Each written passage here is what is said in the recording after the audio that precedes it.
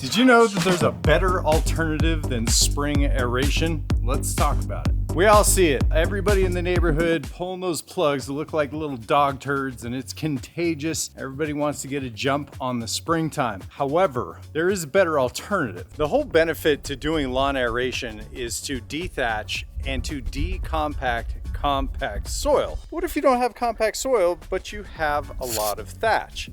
For instance, I think sometimes we get the wrong idea of what thatch is and what thatch isn't. Thatch is not the surface debris, it's the root mass traveling on the upper layers of the soil. Now, when that gets out of control, it gets really spongy, water has a hard time getting in, hence the lawn aeration. So this right here is called a dethatcher slash aerator by Ryobi, commonly known as a Scarifier. This attachment is the Scarifier attachment. It actually rips through the thatch layer and gives us a nice thatch removal that an aerator is not going to do. And you can see after I run this machine, we have a ton of thatch left over. Now, a lot of you are saying, Ginja, that's not thatch, that's just grass. Well, there is live grass, but this right here is the actual thatch layer. This is the topical layer of the root mass. Now, by thinning all of this out, we are going to cause the grass to regrow and populate new stems, and it thickens everything up, and it also allows, and channeling the soil also allows water to get through said thatch layer and renews and refreshes the lawn.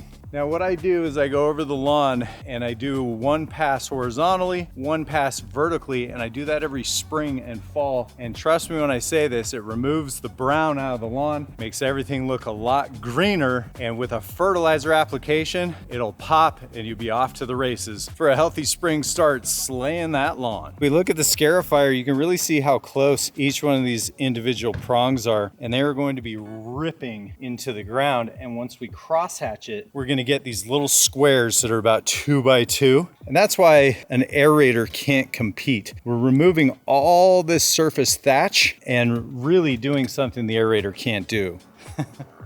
Well, look at this mountain of debris that I got out, and this has been done without even using the dethatcher. The dethatcher, I pulled out another mountain of debris, but this is why this is so important to remove all this excess thatch to let that grass breathe, let it thrive. So here's the deal, if you want the greenest lawn on the block, you need to control the thatch layer in the soil and the debris levels on top of the soil, which is why Joe Scarifier and dethatcher, and also the Ryobi dethatcher and aerator, such a valuable tool. This is the debris remover, and it also comes with the Scarifier as well, the Scarifier cartridge. But I mean, look at the results. My lawn is looking banging. And the best part is I haven't fertilized it yet, and we're about to get to that. I'm just going to apply a 2000 ammonium sulfate at the bag rates on the label, but look at my neighbors' lawns.